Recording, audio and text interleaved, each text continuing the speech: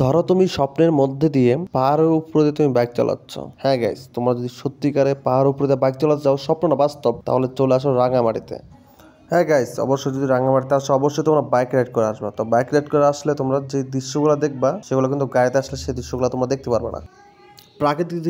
প্রাকৃতিক দৃশ্য কার না দেখতে ভালো লাগে? সত্যিকারের যদি প্রাকৃতিক প্রেমিক হয়ে থাকো তো অবশ্যই এই দৃশ্যটা তোমার ভালো লাগা থাকবে।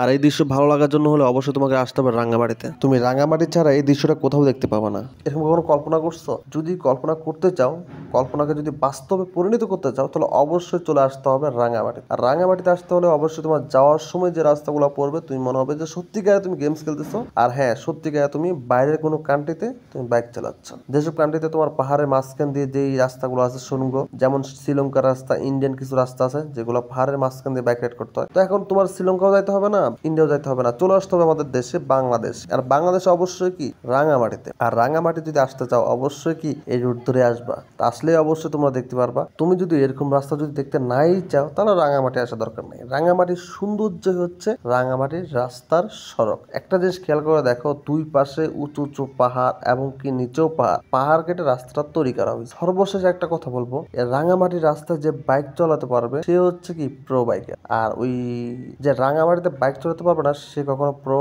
রাইডার হতে পারবে না। কারণ রাঙামাটিতে যদি তুমি বাইক পরীক্ষা দিতে চাও অবশ্যই তুমি রাঙামাটি চলে আসো। হাইওয়েতে তুমি হাইওয়েতে গাড়ি রাইড করবা, নিজেকে প্রো ভাববা, তা হবে না। অবশ্যই তোমার রাঙামাটি রাস্তায় আসতে হবে। কথায় আছে রাঙামাটির লাল পাহাড়। আর লাল পাহাড় দেখতে হলে অবশ্যই তোমাকে রাঙামাটি আসতে হবে।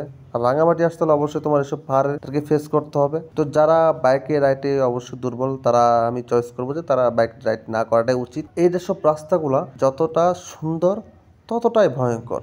তো সব বাইক যারা চালাতে পারো, ভালো রাইড করতে পারো, অবশ্যই তারাই আসবা। একটা জিনিস লক্ষ্য করো, দেখো যদি এই বাইকটা আল্লাহ না করুক, আশা করি সবাই সেফ মতোই আসুক, আল্লাহ না করুক যদি বাইকটা 19-20 হয়, যদি একটা দুর্ঘটনা ঘটে, সারা জীবনের জন্য তার অস্তিত্ব বিলীন হয়ে যাবে। এটা এত উঁচু পাহাড়ের উপর দিয়ে রাস্তা করা হয়েছে যে বাইক না, তুমি যদি যার শুধু উস্টাকায় পড়ো তাহলে কিন্তু তোমার অবস্থা খারাপ হয়ে যাবে, তোমাকে আর খুঁজেই পাওয়া যাবে না। তো রাঙামাটির দৃশ্যগুলো আসলে অনেক সুন্দর। তুমি যদি রাঙামাটি না আসো অবশ্যই বুঝতে পারবে না। একবার আসো, আমি জাস্ট শুধু একবার বলবো, তোমরা রাঙামাটিতে একবার আসো, আসলেই দেখতে পারবা রাঙামাটির সৌন্দর্য কাকে বলে। আর সর্বোচ্চ সৌন্দর্য হচ্ছে আঁকাবাঁকা রাস্তা। আর প্রচুর আঁকাবাঁকা রাস্তার মাঝখান দিয়ে হচ্ছে পাহাড়। অবশ্যই যাওয়াটা রিস্কি হয়ে যায় বর্ষাকালে, কারণ বর্ষাকালে তখন রাস্তা থেকে যে পাহাড়গুলা ভাঙার পর রাস্তার উপরে মাটিগুলা পড়ে যাওয়ার কারণে গাড়িগুলা আর মোটরসাইকেল তো সম্পূর্ণভাবেই নিষেধ রাঙামাটি বর্ষাকালে। বড় বড় যে গাড়িগুলা চলাফেরা করে সেগুলাও কিন্তু রিস্ক। আর মোটরসাইকেল তো পসিবলই না। তো আশা করবো তোমরা বর্ষাকালে না গিয়ে তোমরা শীতকালে আসো। শীতকালে অবশ্যই মেঘের রাজ্যটা দেখতে পারবা। আর মেঘের রাজ্য দেখতে হলে তো অবশ্যই রাঙামাটি তোমার সাথে যাইতে হবে। মনে হবে তুমি আকাশের উপরে গাড়ি চালাচ্ছ, আকাশের উপর দিয়ে তুমি যাচ্ছ। তো আশা করি যদি ভিডিওটা ভালো লেগে থাকে, এরকম গুরুত্বপূর্ণ ইনফরমেশন পাওয়ার জন্য আমাদের চ্যানেলটি সাবস্ক্রাইব করো।